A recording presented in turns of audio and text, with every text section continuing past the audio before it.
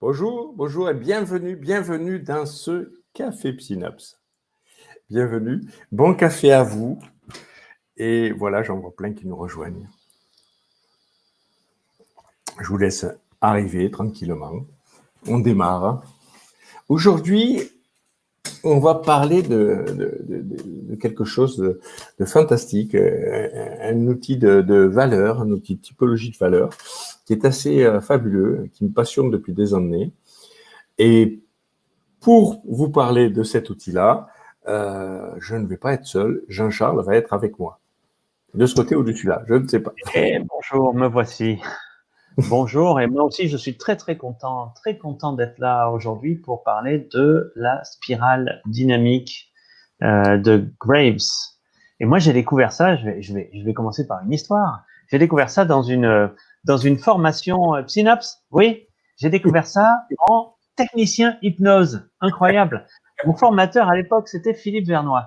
Et aujourd'hui, Philippe fait très attention à ce que les formateurs Synapse suivent bien le déroulé de cours, mais lui, à l'époque, il n'avait pas cette discipline pour lui-même. Donc en fait, il nous a fait le 3e jour du Tech Hypnose, la spirale dynamique de Graves. C'était formidable. J'avais un petit peu débordé, c'est vrai. C'est riche, c'est un univers riche et passionnant, mais j'étais en pleine passion à ce moment-là. Et je m'étais un peu laissé aller, sorti des clous. Ce qui n'arrive plus, c'est connu, ça n'arrive plus aujourd'hui. Parce que tu formes plus. Si, mais pas au même niveau. Donc c'est Philippe qui forme à l'enseignant. Voilà. Bien, Philippe. Alors, comment on en parle de cette spirale? Parce qu'en fait, une des caractéristiques de cette idée, c'est de ne pas savoir par quel bout la prendre. On est devant une pensée assez holistique, intégrative, je ne sais pas comment dire. On parle de même. La spirale dynamique, c'est un sujet qui est lié avec nos niveaux de valeur, quelque part. C'est de la mémétique. La mémétique. Les mèmes sont connus aujourd'hui sur Internet, il y a des mèmes qui se promènent. C'est ça dont on parle. Qu'est-ce que c'est qu'un mème? Un mème, c'est un phénomène culturel qui a une vie propre, qui se développe de manière autonome. Voilà. Un virus informatique, c'est un mème, par exemple. Un flux d'informations. Un flux d'informations, c'est ça. Sur Internet, on a beaucoup de mèmes aujourd'hui, des choses virales qui se répandent un peu partout. On pourrait dire une tendance, alors? Oui, une tendance. Un phénomène de mode. Par exemple, la mode, c'est un mème. On ne sait pas pourquoi, d'année en année, les modes se diffusent partout sur la planète. C'est de la mémétique. C'est bizarre, ces trucs-là. C'est de la culture vivante qui se diffuse sans support réel, juste à travers nos têtes. C'est quelque chose qui n'existe pas et qui pourtant existe par le comportement que ça fait adopter aux gens, d'une certaine manière. Ah, complètement. Et Claire Graves s'est inspirée, je crois, des travaux de Maslow au début, à l'origine, et s'est dit, cette histoire de besoin... Pardon ? Une anecdote. À la fin de sa vie, Maslow disait que Graves, c'était son élève qui était allé le plus loin à partir de ses travaux. Belle marque de respect pour Graves. Et quelque part, Graves, qu'est-ce qu'il apporte?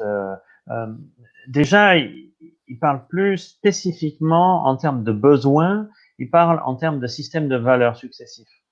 Ça, c'est une évolution par rapport à Maslow. On y retrouve des points en commun avec le début de la spirale surtout. Et puis, plus on s'élève, plus on s'éloigne de la théorie de Maslow. Mais pas tant que ça. Si on regarde de près, pas tant que ça. Si on groupe les niveaux par 2, par exemple, on va pas tant s'en éloigner que ça. Parce qu'on part vraiment du niveau de survie pour aller jusque dans des niveaux de réalisation de l'être. Ce qui correspond quand même globalement à la structure de Maslow. En beaucoup plus riche, par contre. Je ne sais pas si on n'a pas un peu perdu Philippe. Non, là, Philippe je suis là. Bon. Donc, par contre, oui, est-ce que les gens qui nous écoutent, je ne sais pas combien vous êtes, mais vous qui nous écoutez, est-ce que vous connaissez déjà la spirale dynamique? Parce qu'on appelle ça les valeurs de Grève ou bien la spirale dynamique.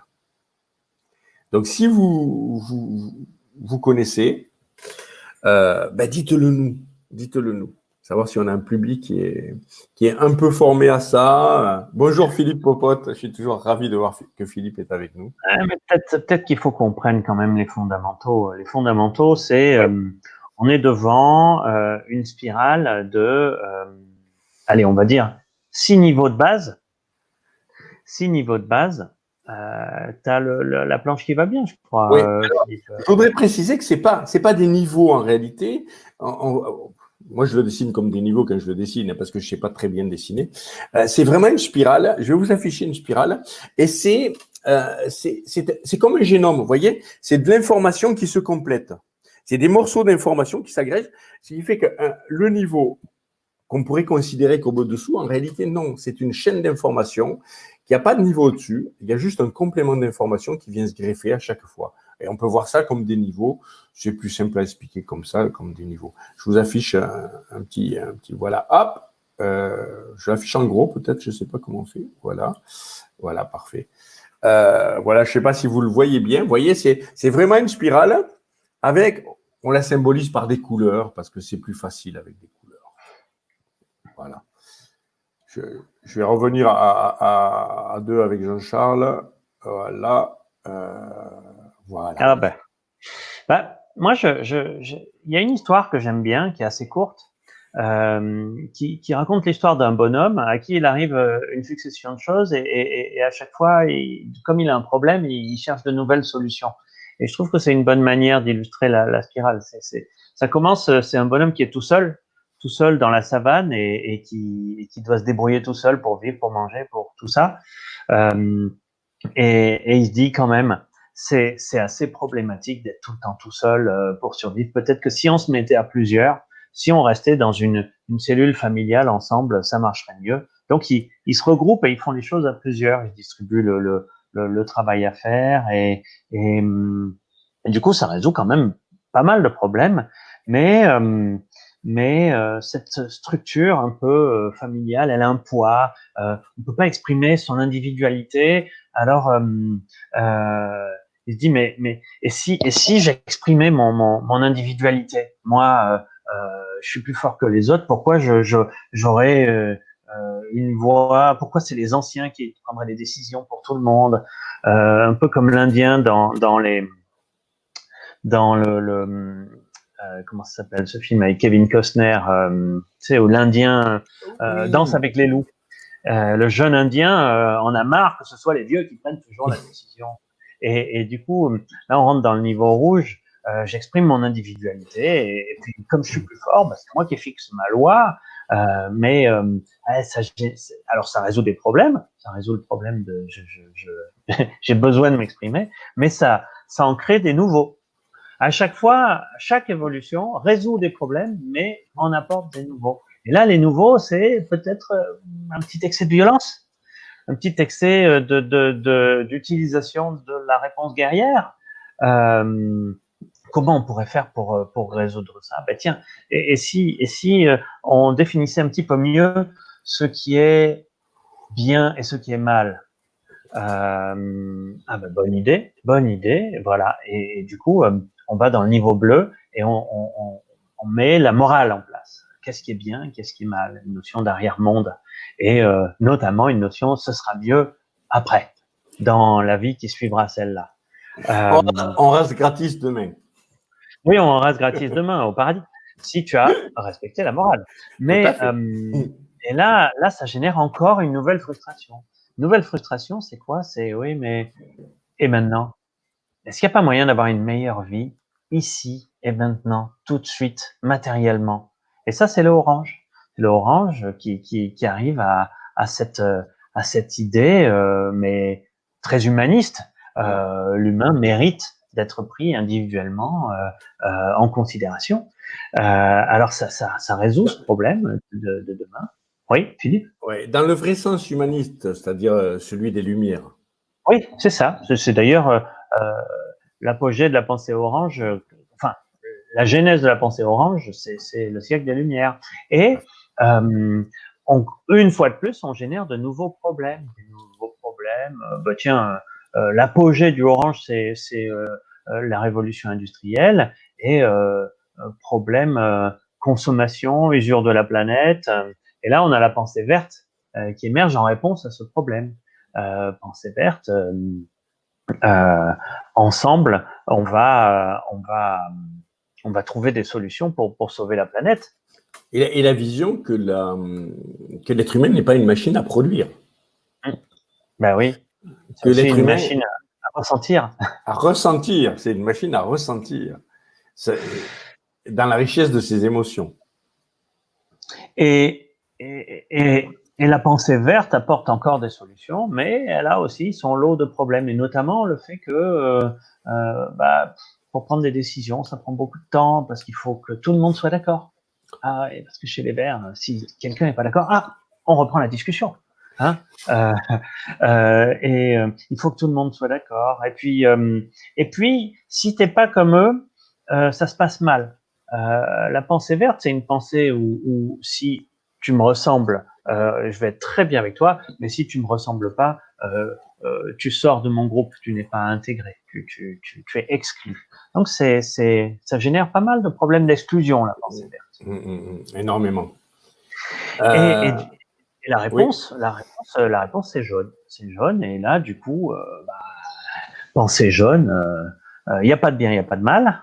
Après tout, les individus, c'est bien s'ils se débrouillent. Chacun est responsable de son destin. Si tu as des problèmes, c'est que tu t'es pas occupé de tes problèmes. Voilà. Du coup, on est devant un niveau systémique. Faites ce qui fonctionne. C'est très systémique, c'est très jaune. Oui. Il n'y a pas de bien, pas de mal. Ah, mais c'est mal de faire ça. Oui, c'est peut-être ce qui va marcher. Le résultat compte. C'est le résultat qui compte. Et alors, ça apporte un peu son lot de problèmes aussi. Le lot de problèmes, c'est déjà un manque d'intégration dans la pensée, c'est-à-dire que le jaune est un individualiste très, très, très Oui. forcené. Forcené, c'est le bon mot. Ouais, et il y a autre chose, c'est un détachement très fort de l'émotionnel. Voilà. Donc ça, c'est la pensée jaune. Et la pensée qui suit, c'est la pensée turquoise. Donc c'est une vision holistique, mais holistique déshumano-centrée. C'est-à-dire qu'on va plus penser le monde avec l'humain au centre du monde. En fait, l'humain, c'est qu'une des composantes de ce monde-là. D'ailleurs, on peut même envisager que l'humain disparaisse. Si l'humanité disparaît, c'est pas si problématique que ça. Voilà, alors on part d'un petit bonhomme qui était tout seul dans la savane, et on va jusqu'à un niveau de conscience qui se déshumanocentre et qui va... C'est exactement ça, ce sont des niveaux de conscience. C'est exactement ça. Mais comment ils se construisent ces niveaux de conscience et comment ça évolue? Je vais essayer de... Voilà. Ça évolue, voilà, comme ça. C'est-à-dire qu'au départ, le petit bonhomme qui est dans la savane, il a des conditions de vie.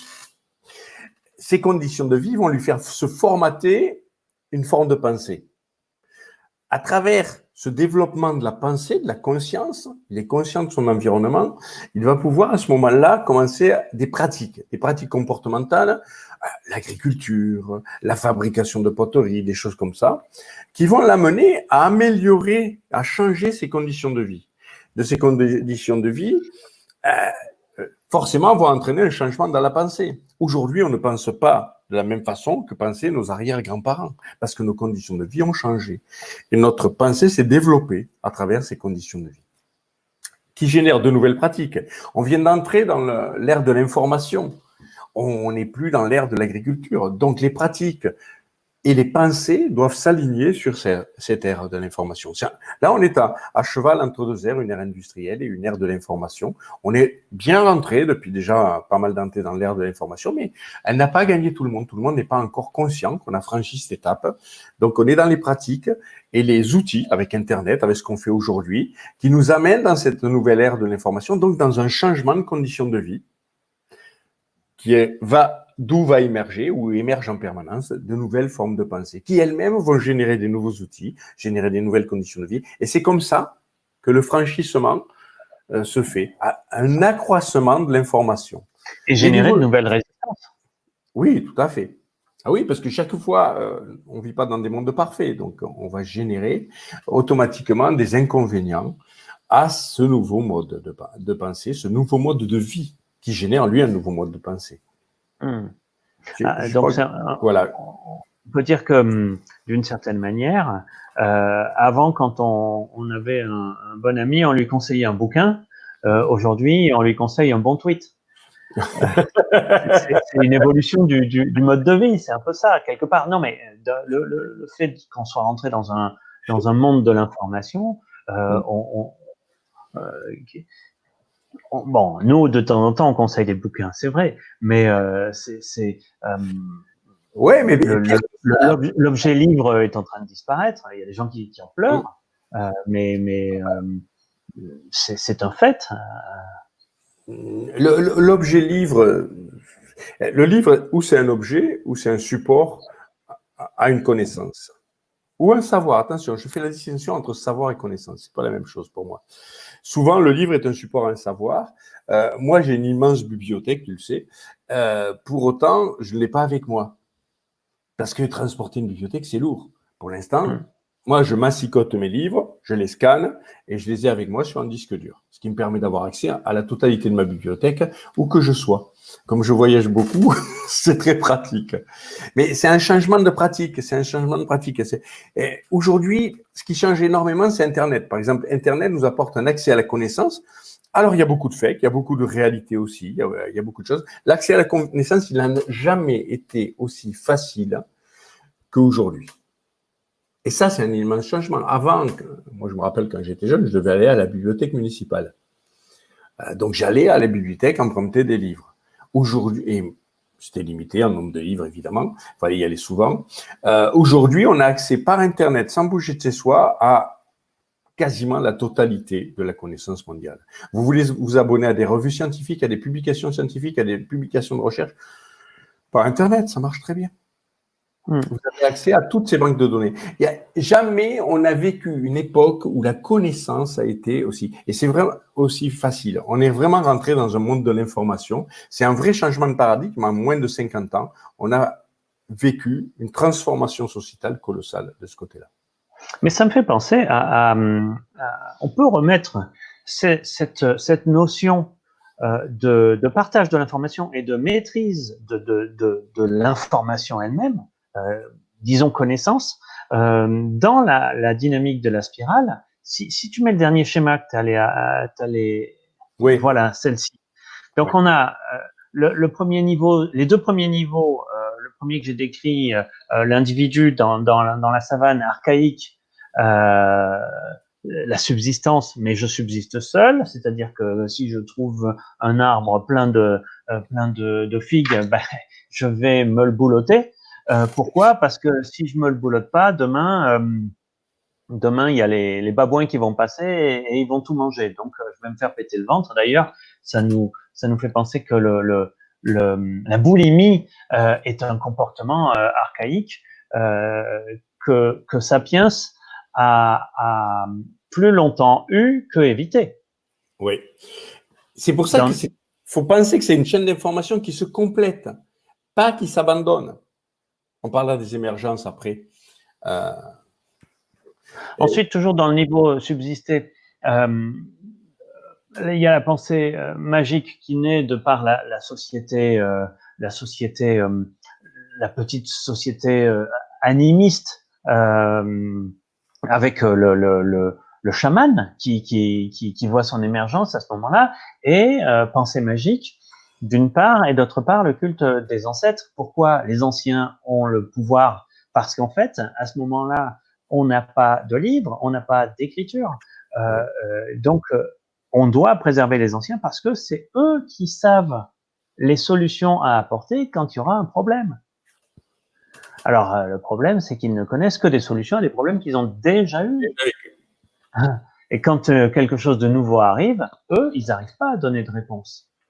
Et c'est là où je reviens à mon histoire de l'Indien dans Danse avec les loups. Parce que les anciens, ils savaient pas ce que c'était que de se retrouver confrontés à l'homme blanc. Donc, ils n'ont pas la solution à ce problème qui est en fait un problème neuf. Et là, le rouge, lui, il apporte la solution. Parce que il a de la créativité. Il a de la créativité et il utilise la force. Il réagit face au monde en étant prégnant sur le monde. Par et la violence, souvent. Oui, la violence de temps en temps est nécessaire. C'est un outil. La violence est un outil, c'est ni bien ni mal, c'est utile dans certaines circonstances. Bon ben voilà typiquement une phrase qui pourrait être la phrase d'une personne rouge et qui pourrait être la phrase d'une personne jaune, systémique. C'est-à-dire que le jaune, lui, il va intégrer tous les niveaux qu'il a déjà vécu. Par contre, ça ne pourrait pas être la parole d'un bleu. Parce que le bleu, jamais il dira « Oh, la violence, ça peut être une solution quand même. » Non.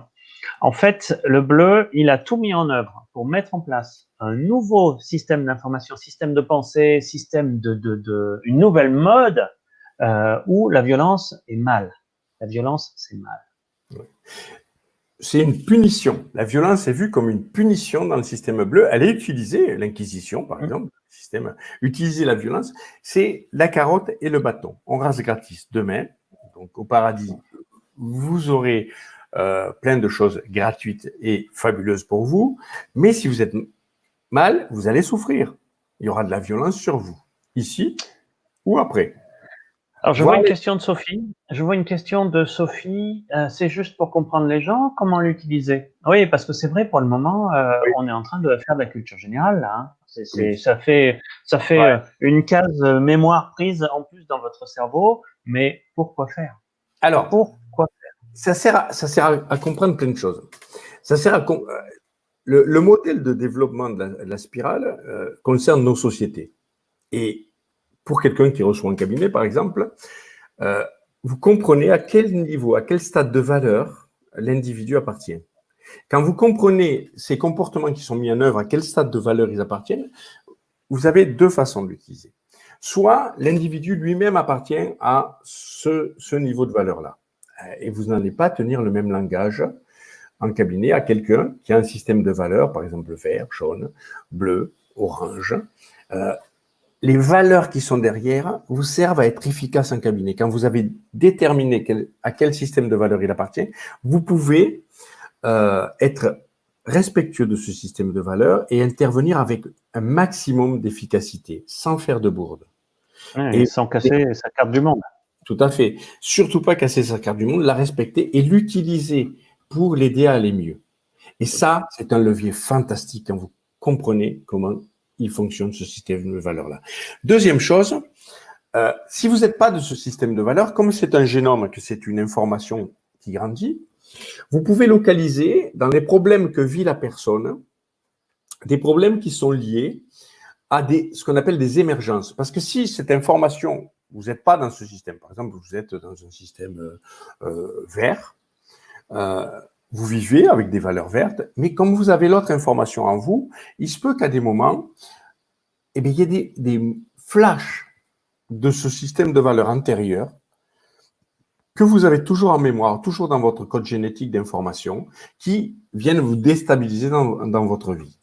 Par exemple, vous connaissez des gens qui sont au bureau, qui sont peut-être des des gens qui sont plutôt dans un système de valeurs, on va dire, par exemple, vert, ou dans un système de valeurs orange, oui, voilà, orange. Et vous connaissez certainement des gens qui mettent la photo de leur famille sur le bureau. Ça a quel sens de mettre la photo de la famille sur son bureau? Eh bien, c'est une émergence d'informations qui, elle, est tribale. La notion de tribu, on l'a en nous, parce qu'on porte ce génome. Donc, elle réémerge à certains moments. Et on peut se sentir en trahison, par exemple. Je suis dans un système de valeurs, mais je me sens en trahison. Je déménage, je vais loin du cimetière, ou pour des raisons professionnelles, où j'ai abandonné mes parents ou grands-parents qui étaient chers à mon cœur, et je ne peux pas aller les voir. Ça peut avoir un impact traumatique sur moi, inconscient, que je ne comprends pas. Et ça, c'est une émergence du niveau tribal. Vous avez des émergences de tout niveau qui peuvent apparaître comme ça. Et savoir le déterminer et le traiter en cabinet, c'est fabuleux. Si vous parlez à votre ordinateur pour qu'il démarre mieux, ceux qui donnent un nom à leur voiture ou qui sont gentils avec leur voiture en disant attends, il faut pas la brusquer, ça c'est une pensée, c'est humoristique, mais c'est de la pensée animiste. Oui. Donner un esprit aux choses. Si vous vous baladez avec une pierre dans la poche, vous avez une pierre. Moi, je suis dans comment on dit, radiothérapie, non? C'est les pierres. Oui, je me souviens plus. Je me souviens plus non plus. Si vous vous baladez avec une pierre, vous avez une pierre fétiche, eh bien, vous êtes animiste. Vous donnez plus. D'ailleurs, si vous portez un bijou et que ce bijou, vous lui donnez une valeur symbolique, ça, c'est une réminiscence de la pensée violette. Alors, il y a une question. Faut-il commencer par savoir s'il est côté individuel ou collectif?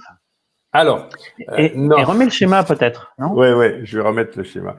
Voilà, ce schéma-là est très parlant. Vous avez à chaque niveau, vous avez 2 strates. Alors, dans les niveaux du bas, vous voyez, on vit des émergences de ça, et donc ça vous permet de comprendre qu'est-ce que vous allez déclencher comme processus thérapeutique. Si vous voyez qu'on est sur des émergences de clans, sur des émergences où la famille est très prégnante, très forte, on est sur ce niveau-là. On est sur ce niveau-là, et donc la personne peut être dans un autre niveau, mais vivre à certains moments dans sa vie, ça qui est très prenant. Et on ne travaille pas de la même façon. Et le langage à tenir n'est pas le même dans ce cadre-là. Je vous mettrai des phrases exemples tout à l'heure. La deuxième niveau, c'est l'acquisition d'une identité. Au début, je n'ai pas d'identité, mon identité, elle est collective. Et quand se forme cette identité, où je me reconnais en tant qu'individualité, et puis, chaque niveau est composé d'un niveau individuel, puis d'un niveau collectif. Si je crois à des dogmes, s'il y a des règles qui sont importantes pour moi, eh bien, c'est ce niveau bleu que je suis en train de vivre. Et je peux y rester dans ce niveau. Il n'y a pas de bon et de mauvais nouveau. Hein. C'est des niches écologiques. Si ça correspond à l'univers, à un moment, je faisais beaucoup de formations au Maroc. J'avais beaucoup de femmes en formation, énormément, des fois un homme pour 15 femmes. Et des femmes qui étaient plutôt de niveau, la majorité la société était plutôt de niveau bleu et la majorité des gens que je formais étaient de niveau orange. Ce qui était difficile pour eux parce qu'ils n'étaient pas dans une bonne niche écologique. La société leur disait, mais pourquoi tu veux réussir? C'est à ton mari de réussir. Mais elle voulait réussir par elle-même. Et de temps en temps, j'avais une personne qui était de niveau vert et elle qui était très en souffrance. Très en souffrance dans une société où elle était complètement décalée au niveau de ses valeurs. Et vous voyez, il n'y a pas de bon et mauvais niveau. Le bon niveau, c'est celui où vous n'êtes pas en souffrance. Alors Philippe, je crois que les couleurs ne viennent pas de Claire Graves. Je crois que c'est Dex qui a mis les couleurs, c'est Beck. Et il a choisi, à chaque fois, la nouveauté se crée de manière individuelle. Puis, elle a une intégration collective. C'est ce qu'on voit dans ce schéma. À chaque fois, côté gauche, la nouveauté, puis ensuite, intégration collective. La nouveauté, par exemple, entre le rouge et le bleu, c'est l'identité. Identité individuelle pour le rouge, identité collective pour le bleu. Et en fait, moi, il a choisi des couleurs clair pour l'individuel, parce que c'est là où on s'exprime le mieux en tant qu'individu, et sombre pour le collectif, parce que à chaque fois qu'on s'intègre collectivement, on renonce à son individualité. Donc, en fait, l'intégration collective est une forme de renoncement. Bon, ça, c'est pour les couleurs. Maintenant, pour l'illustration de comment je l'utilise, oui, pardon, Philippe. Pour dire que Beck est quand même très, très orange, et très dans une culture orange. Alors, en cabinet, moi, je considère que bon, alors en cabinet, de temps en temps, j'ai une demande de quelqu'un qui veut arrêter de fumer. Je pense pas qu'il soit devant une rupture dans son niveau de la spirale dynamique de Grave. Quoique. Mais si vous avez une personne qui est dans une, je sais pas, en dépression, ou quelqu'un qui vient suite à un burn-out, quelque chose comme ça, moi je considère que c'est souvent des gens qui se retrouvent bloqués. C'est-à-dire ils sont dans un niveau et ils n'ont pas encore les capacités mentales pour construire ou accueillir le flux d'informations du niveau qui suit. Donc, nous, notre travail, ça sera de les accompagner par rapport à ça. Et ça peut être intéressant d'illustrer notre suivi thérapeutique et notre stratégie thérapeutique avec la spirale dynamique de Grave, pour se dire, tiens, cette personne est dans le niveau bleu, elle est en souffrance parce qu'il y a un poids de la société et elle met en place des stratégies d'échec, mais elle n'est pas prête à partir dans le orange. Donc, qu'est-ce qu'elle peut faire pour partir dans le orange? Qu'est-ce qui serait écologique pour elle? Donc, ça peut vous permettre d'établir une véritable stratégie. Ça, c'est pour le niveau individuel. D'ailleurs, on appelle ça en spirale dynamique la psychogénèse. Ensuite, je l'utilise quand j'arrive dans une entreprise et je me pose la même question, mais non plus au niveau individuel. Je me le pose au niveau collectif, c'est-à-dire cette entreprise, est-ce qu'elle est plutôt bleue? Est-ce qu'elle est plutôt orange? Est-ce qu'elle est plutôt verte? Alors, bien sûr, elle sera de la couleur de la globalité des membres de l'entreprise. Donc, c'est une somme des parties. Maintenant, on a travaillé avec un collègue sur un échec de fusion entre deux sociétés. Et l'échec, c'est dû au fait qu'il y a une société bleue qui a racheté une société orange. Et ça s'est très, très mal passé. Parce que les processus qui ont été mis en place derrière ont été accueillis de manière catastrophique par toute une moitié de la société. Donc, ça peut être intéressant de faire le constat que ça va gratter, que ça risque de bloquer et de mettre en place un plan d'action, un plan d'information, un plan de communication, éventuellement un plan de formation pour que les gens se connaissent mieux, comprennent mieux et faire en sorte d'accélérer ça.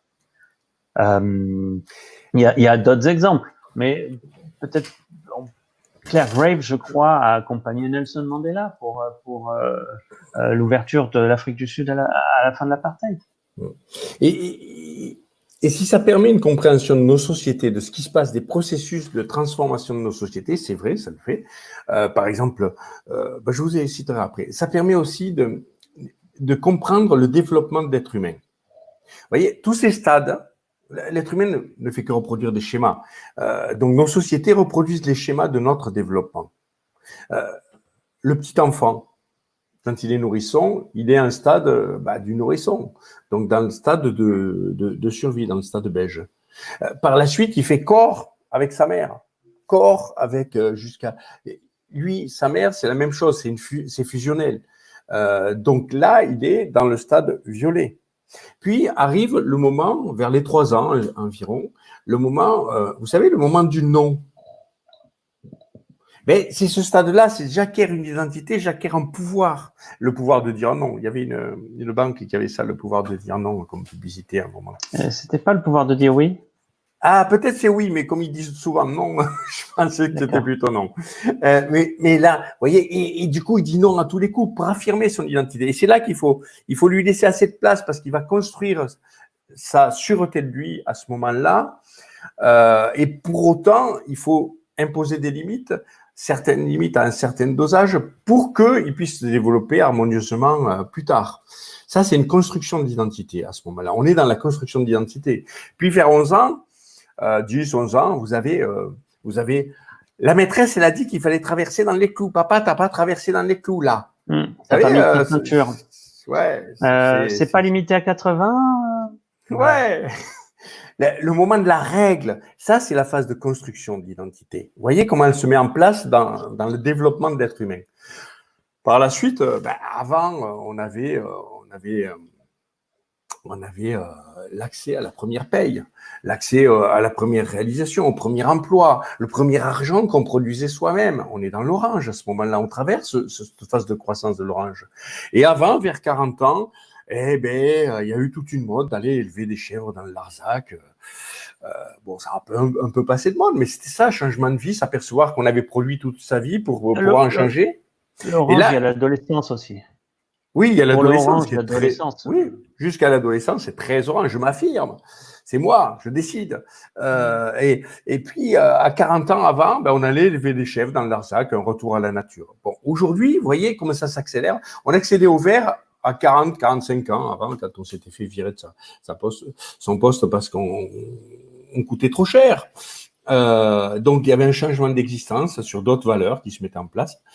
Aujourd'hui, un gosse, il sort de ses études à 25 ans et il part s'engager dans l'humanitaire pendant 1 an ou 2 ou faire un tour de la planète pour découvrir le monde. Il est déjà dans le vert, à peine sorti des études, bien souvent. Vous voyez l'accélération que prennent les sociétés. Donc aujourd'hui, il y a un décalage entre les générations qui est beaucoup plus grand. L'âge chien, tel qu'on me dit. Oui, à 11 ans, c'est l'âge chien. Cécile, l'âge chiant. Alors, je pense que Cécile, comme elle a 2 petites filles qui n'ont pas cet âge-là, je pense qu'elle parle d'elle-même quand elle dit ça. Donc, vous voyez, ça suit la croissance de l'être humain. Et aujourd'hui, les stades supérieurs, au vert, le jaune et tout ça, viendront beaucoup plus tôt. Alors, c'est des stades, évidemment, où il y a peu de gens qui sont dans ces stades-là. L'air se raréfie un petit peu dans ces stades-là. Mais voyez à quoi ça sert. Et regardez maintenant au niveau sociétal. Au niveau sociétal, prenons le cas de l'Iran.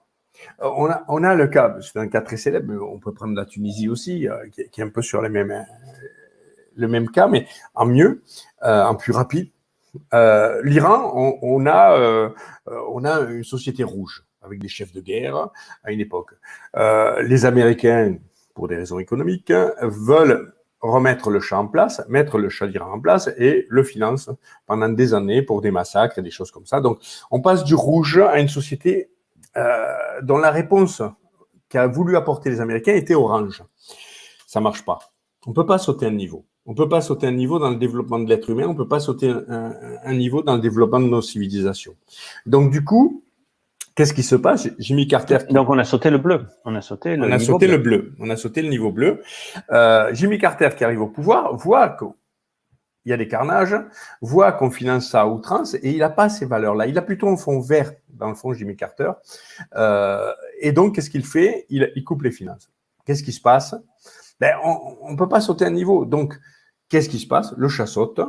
Et derrière, c'est du bleu. La réponse qui arrive, c'est du bleu. Et du bleu qui arrive par les armes, donc qui reste. Et puis, l'évolution du bleu, aujourd'hui, est en train de se faire à des niveaux supérieurs, comme on le voit en Chine, comme on le voit un peu partout. La Tunisie est un cas comme ça aussi. La Tunisie est intéressante parce que on a un chef tribal rouge qui est en place, une révolution qui amène par les urnes, du bleu à apporter la réponse. Le bleu qui est arrivé par les urnes et pas par les armes a toute la légitimité. Au bout d'un moment, on dit on n'est pas meilleur que les autres, donc on va laisser la place, on va refaire des élections et d'autres viendront. Et là, on se dirige vers une société qui passe à l'orange tranquillement, avec tout plein de tendances à l'intérieur, mais qui passe à l'orange et qui passe à l'orange en douceur. On a le cas de la Turquie, qui est intéressant aussi. À la fin de la Première Guerre mondiale, il y a Atatürk, une sorte de Gaulle turc, qui met en place une société plutôt orange, avec donc on sort de la Première Guerre mondiale société rouge. Lui, il est élevé dans le monde, dans la pensée occidentale. Il met en place une organisation plutôt orange avec interdiction du port de la barbe dans les administrations. Donc ça veut dire que tout ce qui est religieux il s'est inspiré de la séparation de l'Église et de l'État qu'on a eu au début du siècle en France, 20e, et on a sauté un niveau. On a sauté le niveau bleu en Turquie. Et aujourd'hui, qu'est-ce qui est en train de se passer? On a un chef qui met en avant, ça ne veut pas forcément dire qu'il a des valeurs bleues lui-même, mais en tout cas, qui met en avant les valeurs bleues pour diriger le pays. Il y a des chances pour que lui soit plutôt jaune, d'ailleurs, en l'occurrence. Il utilise le processus systémique. Oui. Voilà. Je vois les questions. La perte de sens de la vie permet de sauter des niveaux? Non. On ne saute jamais un niveau. On se transforme. Alors, ce qui se passe, ça permet de passer au niveau suivant, éventuellement. Ça. Voilà. Mais ça se fait par étapes. Déjà, il ne faut pas être bloqué dans son niveau. Il faut être ouvert. Il y a trois niveaux pour la transformation. Le niveau ouvert, où on est prêt à remettre en question, à se remettre en question. Le niveau fermé, dans lequel on peut discuter, mais on n'est pas prêt à se remettre en question. Ça ne sert à rien de travailler avec quelqu'un qui est dans un niveau fermé. Vous ne l'aiderez pas, aucune prise dessus, mais ça se passera bien. Et puis le niveau bloqué, à peine vous sortez, vous contestez ce système de valeurs, à peine vous discutez du système de valeurs, la personne tourne à la colère, tourne à la violence. Donc avec eux, il ne faut jamais essayer de les accompagner sur un changement de niveau. Ils sont dans leur niveau, ici cramponnent, ça les sécurise, donc vous le prenez en considération. On peut revenir en arrière, oui, c'est comme ça qu'on fait. En général, la démarche, c'est la démarche du trampoline. C'est-à-dire que vous êtes mal, vous vivez dans une société orange, vous êtes mal, vos valeurs ne correspondent pas, votre travail ne correspond pas, vous n'aimez pas ce que vous faites, vous sentez des tensions, vous êtes sous stress et c'est le stress qui vous portera à changer. Vous allez d'abord tester des vieilles recettes. Vous allez dire, c'était mieux avant. Non, c'était pas mieux avant. Avant, on mourait jeune. Avant, on vivait dans des conditions beaucoup plus pénibles. Mais l'avant idéalisé, on va essayer de le chercher. Je vais donc aller chercher des recettes dans ce que je connais, c'est-à-dire le passé, les autres niveaux, les niveaux inférieurs. Qu'est-ce qui peut me sécuriser? Certaines fois, je peux y rester. Le bleu peut, si je vais dans le bleu et que je me sens sécurisé dans le bleu, certains vont y rester. La majorité va tester les niveaux inférieurs sans y trouver de réponse qui soit confortable. Et du coup, ça va servir de rebond pour pouvoir aller vers, commencer passer de l'orange, par exemple, à commencer à migrer un petit peu dans le vert, devenir vert-orange, puis progressivement orange-vert, ou ainsi de suite, et puis passer finalement au niveau de valeur supérieure, si on veut, informationnel plus grand, je dirais. Moi, j'ai l'exemple d'une chanteuse de rap qui s'appelle Diams, qui est assez connue, et je pense qu'en fait, elle a été successivement dans un niveau rouge, puis dans un niveau orange, et ensuite elle est retournée dans un niveau bleu, vu que à un moment de sa vie, elle a opté pour le port du voile.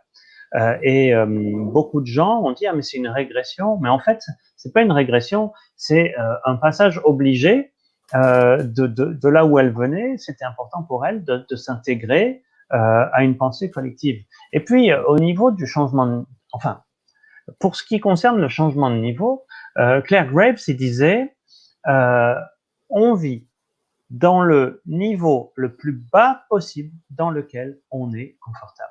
C'est-à-dire que c'est pas un objectif d'arriver en haut de la pyramide. Ceux qui veulent être en haut de la pyramide, vous pouvez les qualifier comme étant des oranges.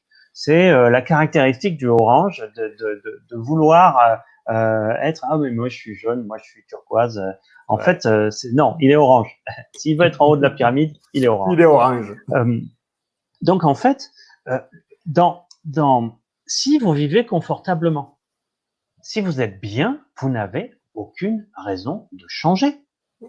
Par contre, si vous éprouvez de la souffrance, là, vous commencerez à vous dire, il faudrait qu'il y ait quelque chose qui change. Si vous êtes bloqué, vous allez faire ce que Philippe a dit. Vous allez aller dans les niveaux inférieurs, ceux que vous connaissez. Vous n'êtes plus bien dans ce niveau-là. Je suis pas bien dans le niveau orange. Ah ben tiens, je retourne dans le niveau bleu. Voilà.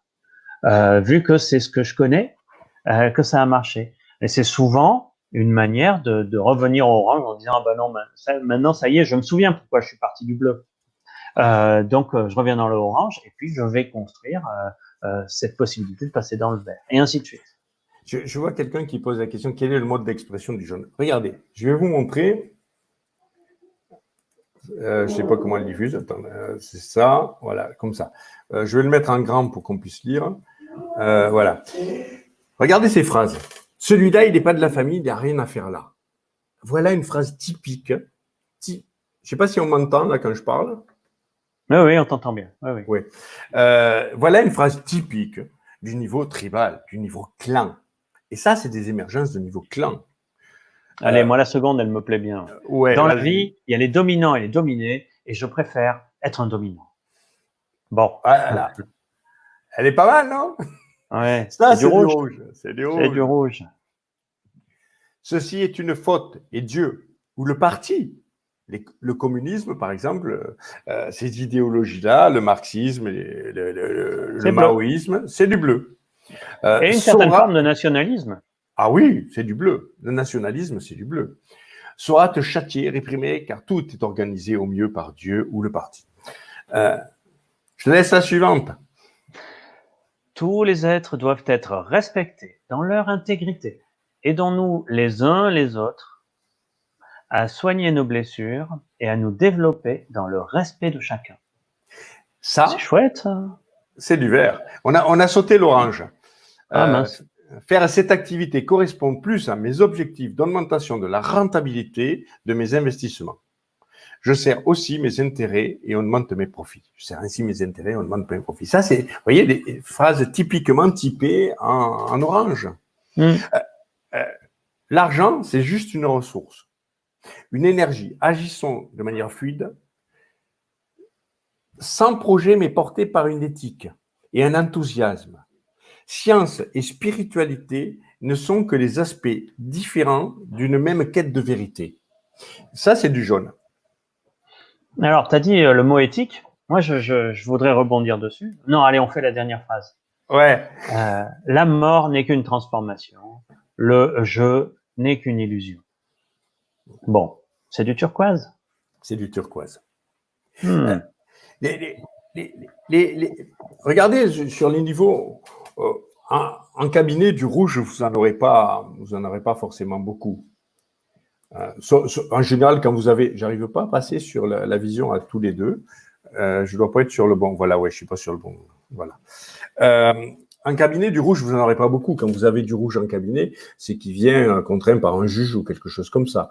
Donc, ça vous concernera pas beaucoup. Ou coaching sportif dans le basket, par exemple, ou dans le rugby, ou dans des sports où il y a une tendance, enfin, très, très appréciée en banlieue parisienne. Ouais. Enfin, l'orange, vous en aurez en cabinet. Vous en aurez en coaching. Vous en aurez, en cabinet aussi, vous en aurez. L'orange, sa demande, elle est chouette, c'est je supporte plus ce boulot, je supporte plus tout ça, cette pression, les objectifs, tout ça, je veux changer de vie, je veux aller comme toi vers du coaching ou peut-être prendre une ferme et tout, mais je veux garder le même niveau de salaire. Voilà. Et ça, c'est de l'orange qui est en train de migrer déjà vers du vert. Mais il n'est pas prêt. Il n'est pas prêt. Mais il commence à se poser la question. C'est une première étape. Mais il n'envisage pas le renoncement à son niveau de salaire. Par contre, je veux gagner la même chose qu'avant. Parce que c'est souvent ça en coaching. Ça commence par là. C'est déjà un pied dans une direction. D'ailleurs, dans ces cas-là, la bonne question, c'est bon, très bien, tu veux garder le même niveau de salaire, j'entends bien. Si tu devais renoncer à quelque chose, tu renoncerais à garder le même niveau de salaire ou changer de métier. Parce que il y a un moment où faut les mettre devant leur envie de changer. C'est quoi qu'il est capable de faire? À quel niveau sa souffrance est-elle présente pour le pousser? Je peux revenir sur cette histoire d'éthique? Oui. Bon, alors, vous voyez, le niveau bleu, c'est le niveau de la morale. On a défini ce qu'était le bien, on a défini ce qu'était le mal. Et ça vaut pour tout le monde. C'est-à-dire qu'en fait, le bien et le mal, c'est ce que la société impose à la totalité des gens qui composent la société. L'éthique, alors, y a des gens qui me disent ah oui, mais morale et éthique, c'est une racine étymologique grecque et l'autre latine, donc c'est le même mot. Ok, non, Non. pas dans ces deux mots qui ont pas eu la même histoire. Et le mot éthique, en fait, la morale est collective, l'éthique est individuelle. Quelle est votre éthique? Quelle est l'éthique d'Hélène, de Didier, de Marie, de Floriane, de Philippe et de Jean-Charles? Et en fait, la pensée jaune, c'est d'accepter qu'on puisse avoir des éthiques différentes, qu'on puisse avoir des choses qu'on considère souhaitables ou non souhaitables, et que ce soit de l'ordre de notre libre arbitre. Et quand on étudie les présupposés de la PNL, ils sont foncièrement éthiques. Parce que chacun a sa carte du monde, respecter la carte du monde de l'autre, c'est très éthique, mais j'ai le droit d'avoir ma carte du monde et je vais pas te l'imposer. Enfin, toute cette histoire de carte du monde, c'est très éthique comme manière de voir les choses. Et c'est très jaune, c'est très systémique. C'est très intéressant de faire le rapprochement entre l'origine des thérapies et la spirale. On regarde les premières thérapies modernes. En rouge, on a des thérapies déjà. Il y a des thérapies, le fouet, le bâton, des thérapies très violentes en rouge. Dès qu'on atteint le bleu, déjà, on a avec le bleu la naissance de thérapies dans les thérapies modernes. On a la naissance de thérapies qui naissent dans un monde bleu. Chaque thérapie est porteuse du monde dans lequel elle est née. Et on a dans le monde bleu, à l'époque où Freud existe, la société est très bleue, très très bleue, avec des archétypes très bleus. Donc, on a les thérapies modernes qui naissent dans un monde bleu. On a la psychanalyse qui émerge là et qui porte les règles, c'est une vérité, Freud l'a dit, c'est devenu presque une religion, le freudisme par certains aspects. Mais ce qui est marrant, c'est que Freud est probablement jaune. Freud est probablement jaune. Certainement. Et les Freudiens, les adeptes de la religion freudienne sont bleus. C'est-à-dire qu'aujourd'hui, on a quelque chose qui a été créé par quelqu'un d'extrêmement systémique, qui a fait avec les moyens du bord, et en plus qui a pas mal détourné l'information pour arriver à ses fins. Donc c'est pour ça que je c'est très jaune. qu'il est jaune. Comme comportement, c'est très très jaune. Et quelqu'un qui aurait été dans le bien et le mal aurait pas falsifié des résultats de tests cliniques. Ce qui compte, c'est l'efficacité. Maintenant, aujourd'hui, c'est porté par la prédominance de pensée bleue de notre société. Et regardez, émerge, c'est quoi quel outil de thérapie ou de suivi d'accompagnement donne le niveau dessus, le niveau orange? Le niveau orange, c'est le coaching. Le coaching naît de l'augmentation des performances. C'est une thérapie qui naît, le coaching, du niveau et qui est porteuse des valeurs du niveau orange dans son cadre de naissance. Au-dessus, on a la pensée verte. La pensée verte, alors, dans ces extrêmes, la pensée verte, elle est issue d'un monde. Le vert est en souffrance souvent dans le monde orange, et certains verts vont se réfugier. Comme le monde ne leur apporte pas de réponse, vont se réfugier dans un monde magique, où là, ils vont vivre des émergences d'animisme, de turquoise, on en parlait tout à l'heure, à travers les pierres et les choses comme ça. Et donc, quelles sont les thérapies qui naissent de ce monde vert? Les thérapies holistiques, au sens humain du terme. Au sens humain du terme, c'est-à-dire la prise en charge de la totalité de l'être, ou les thérapies énergétiques. Elles émanent de cette pensée, de la pensée verte. Faut prendre en considération la totalité, pas juste un symptôme, et les thérapies énergétiques. Voilà ce qui émerge comme thérapie de la pensée verte. Après, on a au-dessus le jaune. Oui, non, il y a des commentaires, justement. Pourriez-vous expliquer plus précisément en quoi le mouvement freudien est jaune? Non, le mouvement freudien n'est pas jaune. On a dit que Sigmund était jaune.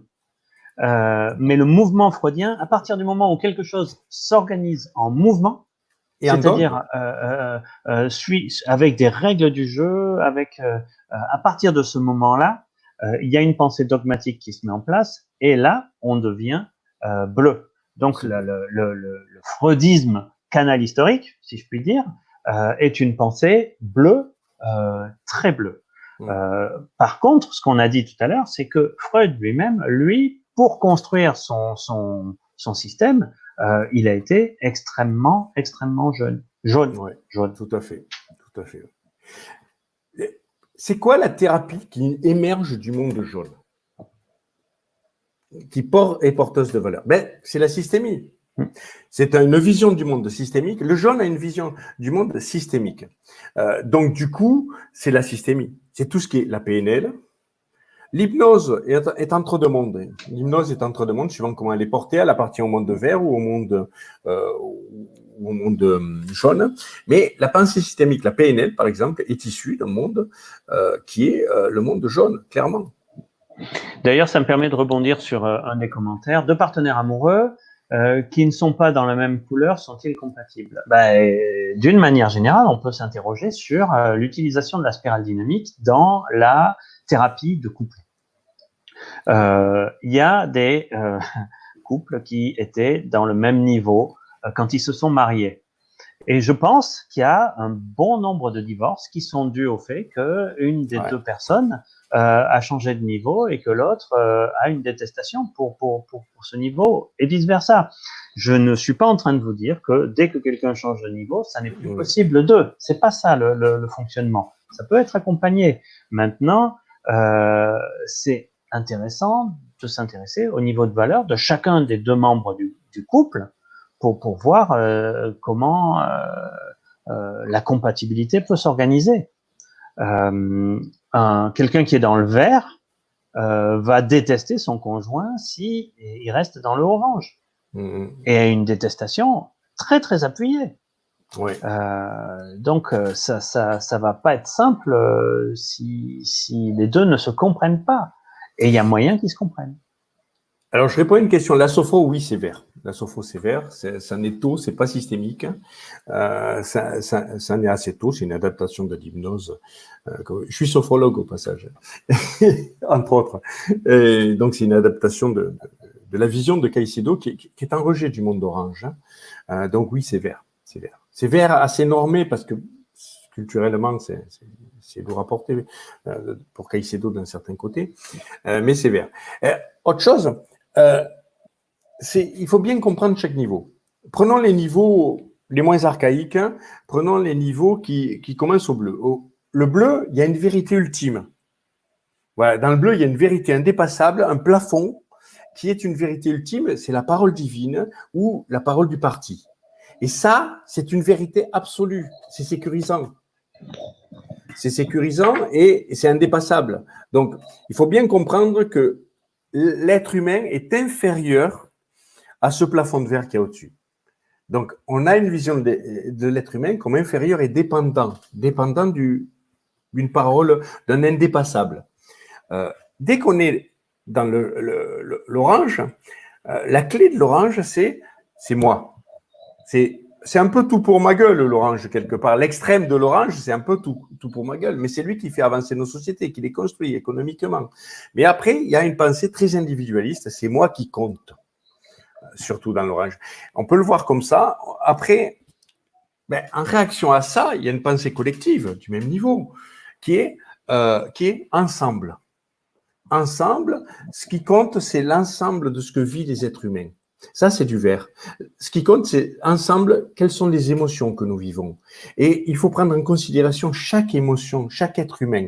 C'est important, chaque être humain est important. Vous voyez la différence? C'est pas tout pour ma gueule, c'est chaque être humain est important. Et il y a le commentaire de Floriane. Floriane, un peu plus haut, on peut s'élever, s'accompagner ensemble. Bon, voilà, ça, c'est une belle phrase verte. C'est très vert. C'est une phrase très verte. Et il y a écrit, est-ce qu'il y a des thérapies turquoises? Mais Philippe, mets donc ta petite slide là avec les jeux. Ouais, je vais vous montrer. Attends, je finis avec ça. On débordera un peu, je crois. En ce moment, on déborde pas mal. Ouais. C'est la fin, il est 15h. Le jaune, pour une pensée jaune, l'être humain n'est pas important. Il n'est pas à prendre en considération ou dans ses qualités, dans ce qu'il apporte, dans un jeu systémique, dans un jeu d'interaction. Ce qui est important, c'est pas l'être humain. Pour le vert, c'est l'être humain qui est important. Pour le jaune, c'est pas l'être humain qui est important, mais l'espèce. C'est l'espèce qui est importante et les interactions au sein de l'espèce. Et un être humain n'est jamais qu'une particule d'interaction au sein d'une espèce. Pour le turquoise, c'est un ensemble encore plus systémique, mais plus global. C'est-à-dire que toutes les interactions sont importantes entre les espèces. Et une espèce en soi n'est pas importante. Si une espèce disparaît, c'est pas grave. Si l'espèce humaine disparaît, ce n'est pas très grave si ça équilibre le reste des espèces et si le jeu en est pas compromis. Donc, c'est très intéressant. Ouais, je vais faire mon petit test. Il y a des questions sur la pandémie, sur la situation actuelle. Et en fait, ce qui est intéressant en ce moment, c'est qu'il y a pas mal de gens qui se disent je veux pas attraper le coronavirus. Le fait de se dire ça, c'est extrêmement orange. Oui. Moi, je veux pas attraper le coronavirus. Le fait de se dire quand j'aurai attrapé le coronavirus, je serai immunisé et je pourrai me balader tranquillement dans le monde. Ça, c'est plus jaune comme idée. Le fait de se dire quand 70% de la population aura chopé le coronavirus, la pandémie sera. Le jaune, il pense statistique, il pense pas individu. Il aime masse critique, il aime cette notion de masse critique. Cette idée, quand il y aura une masse critique de gens qui l'auront, ce sera une idée qui fonctionnera dans la société. Alors, tu vois, il y a une phrase aussi, bonjour, nous sommes dans un univers, mais unique dans l'ici et maintenant. C'est vrai, sûrement, c'est une pensée purement verte. C'est une pensée purement verte qui correspond vraiment, voilà une pensée verte typique. Je vais vous proposer un petit jeu, voilà, un petit jeu avec des super-héros. Voilà. Allez, Captain America. Captain America. Vous le verriez de quelle couleur, Captain America? Allez, quelques réponses.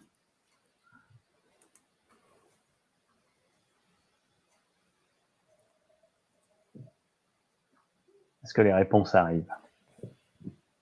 Allez, lancez-vous, Captain America. Ouais, elle est facile. Il y a quand même un indice dans son nom, hein.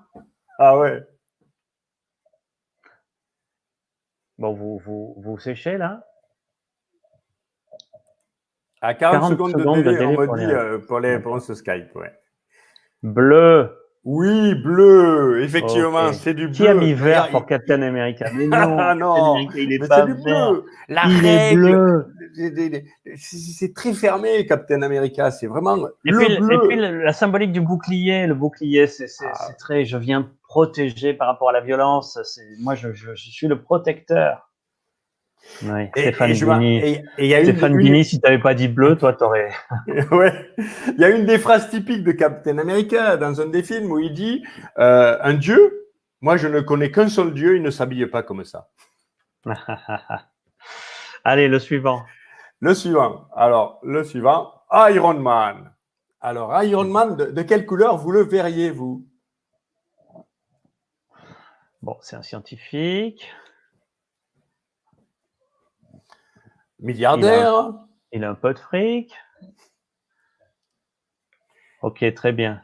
Orange, oui, on est d'accord. Orange. Il est orange, effectivement. Ok. Il est effectivement orange.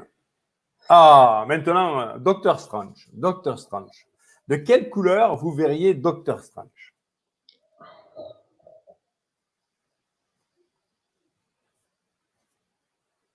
Moi, je connais pas assez bien l'histoire de Doctor Strange. C'est quoi ses caractéristiques, Philippe?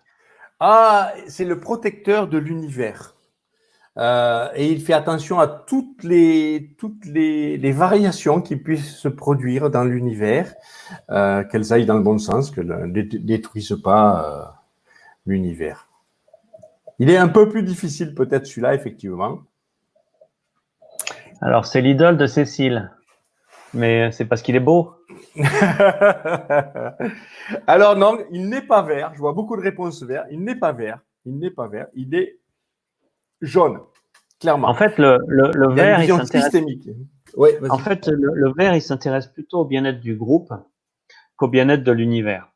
C'est paradoxal, mais même si le vert c'est des idées de l'écologie, préservation de la planète, il s'intéresse à comment le groupe pourrait se comporter pour préserver la planète. Mais il s'intéresse pas à quels sont les mouvements, les autres mouvements que le mien, par exemple. Il est très centré sur son mouvement, le vert. Ouais. Et il connaît la recette, il sait comment on doit faire. Ah, Thanos. Thanos. Allez. De quelle couleur serait Thanos Alors, cherchez l'intrus. Hein, Oui, c'est un peu chercher l'intrus, là. Il y a 3 super-héros et un super vilain. C'est clair. Mario, c'est Hulk le vert. Ouais, le vert, c'est Hulk. ou Green Lantern, peut-être. Green Lantern, très très vert. Green Hornet. Green Lantern, c'est très vert. Ouais. Turquoise, eh oui. Turquoise, il est prêt à sacrifier la moitié de chaque société pour la préservation du monde. Il est turquoise. C'est celui qui est vécu comme le méchant dans tous les films, et pourtant, c'est celui qui est dans le système de valeurs le plus élevé. Et ça évoque bien, comme quoi. Alors, vous voyez, par exemple, quelqu'un qui se trouve en vert. Aujourd'hui, on a dans notre public beaucoup de gens qui sont dans des valeurs vertes. C'est très difficile alors, quel que soit le niveau, déjà, il y a une règle, quel que soit le niveau qui est au-dessus de votre système de valeurs est très difficile à comprendre. Très, très difficile à comprendre. Voire impossible à comprendre. On ne peut pas comprendre le niveau qui est au-dessus tant qu'on ne le vit pas. Et par contre, on est souvent dans la première spirale parce que la spirale s'arrête au niveau vert. Au-dessus commence une deuxième spirale qui a d'autres caractéristiques. Le jaune est le premier niveau de la deuxième spirale. C'est-à-dire, en gros, le jaune, ce serait le beige de la deuxième spirale. C'est ça, c'est le beige de la deuxième spirale. Les caractéristiques majeures de la première spirale, c'est que, en général, je suis en rejet du niveau avant moi. Si j'appartiens à un niveau, par exemple, si j'appartiens au niveau vert, je suis en rejet du niveau orange. Je déteste le niveau orange. Je viens de m'en extirper. C'est ça, je viens de m'en extirper. Donc, je supporte pas cette chose-là. Dans la deuxième spirale, ça change, puisque et je ne peux vivre que des émergences des niveaux inférieurs. Dans la deuxième spirale, ça change, puisque dans la deuxième spirale, je peux à volonté accéder aux valeurs de chaque niveau et les utiliser comme bon me semble, si ça m'est utile. Je vis aussi des émergences, ça peut arriver, mais j'ai accès volontairement à chaque niveau et je peux vivre harmonieusement à chaque niveau s'il m'est utile. S'il m'est utile pour construire quelque chose, j'ai cette liberté dans la deuxième spirale. Une des différences aussi entre la première et la deuxième spirale, c'est que dans la première spirale, j'ai besoin de réponses. D'où des idées d'absolu, d'où le bleu qui a besoin d'une valeur absolue au-dessus. J'ai besoin de réponses. J'ai des questions, des inquiétudes sur l'existence et j'ai besoin de réponses.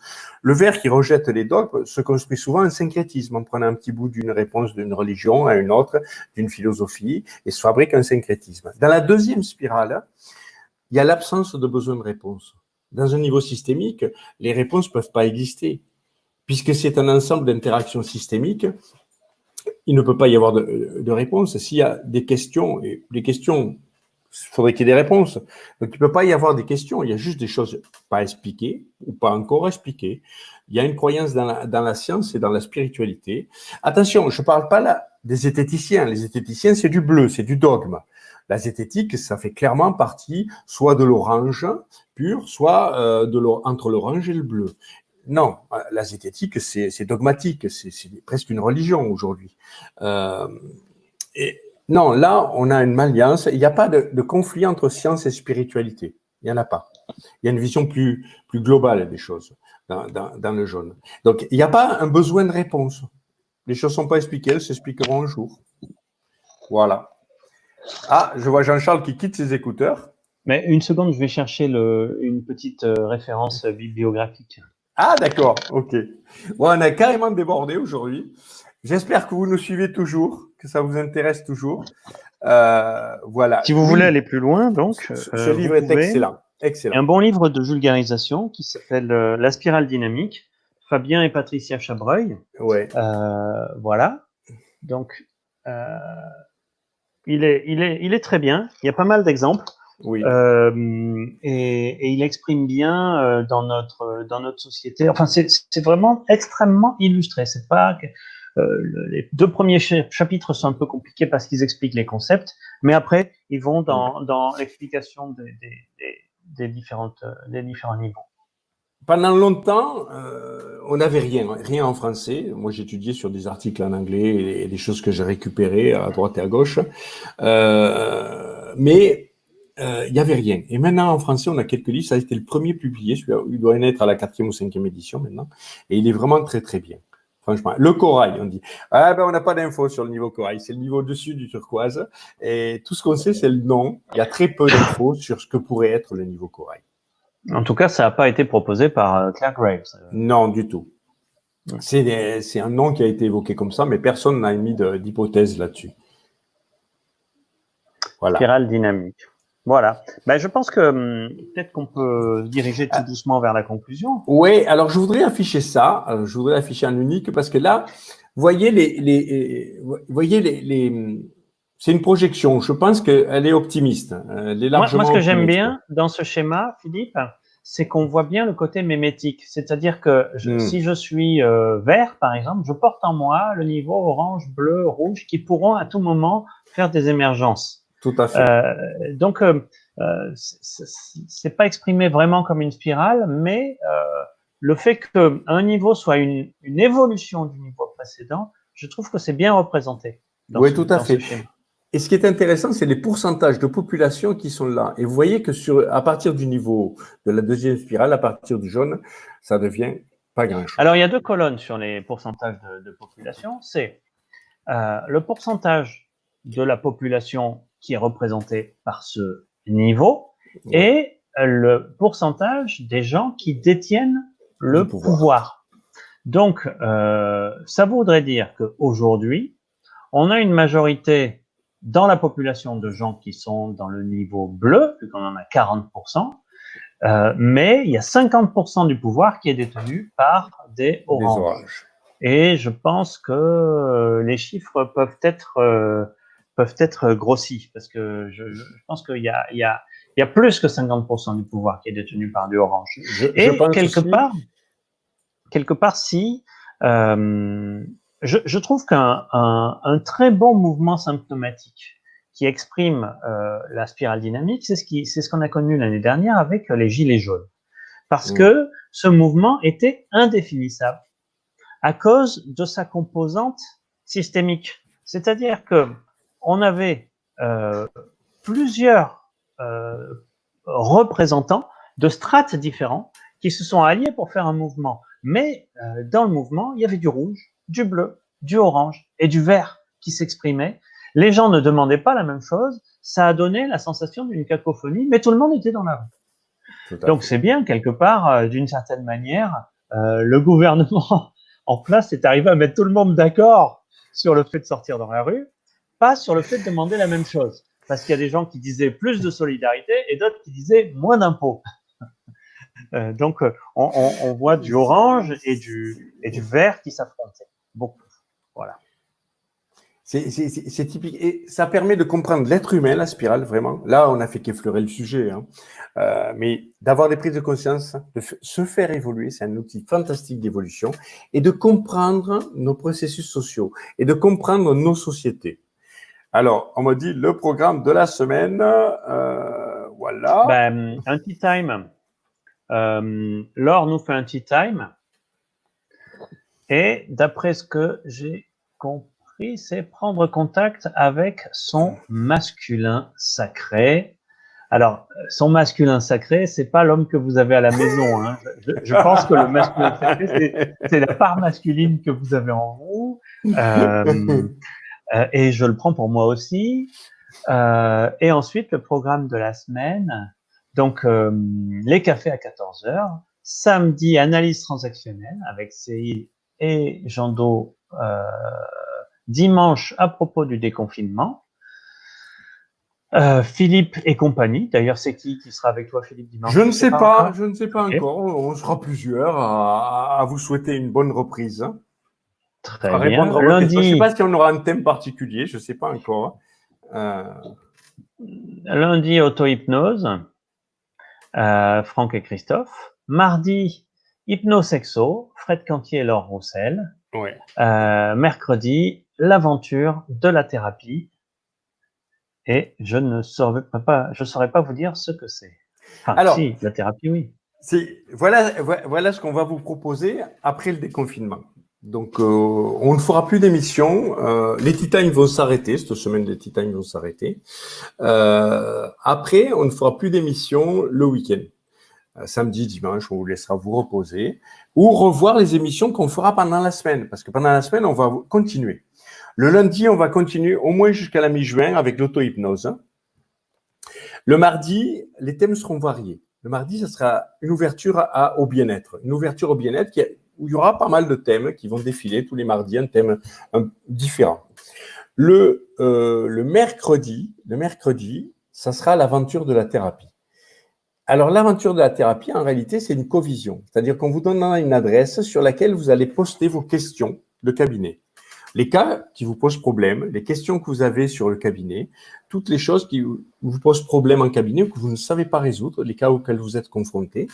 Et le mardi, on répondra pendant 1 heure. On choisira quelques cas qui sont des cas d'exemple, qui sont des questions majeures que vous vous posez, et on va apporter des réponses à ces cas-là. Alors, on sera plusieurs, 2, 3 peut-être à débattre, et ça tournera, ça ne sera pas toujours les mêmes personnes, qui répondront comment eux auraient approché ça, quelle possibilité de réponse ils auraient, quelques conseils. Voilà, ça sera plus de la supervision ou de la covision qu'on va mettre en place tous les mardis.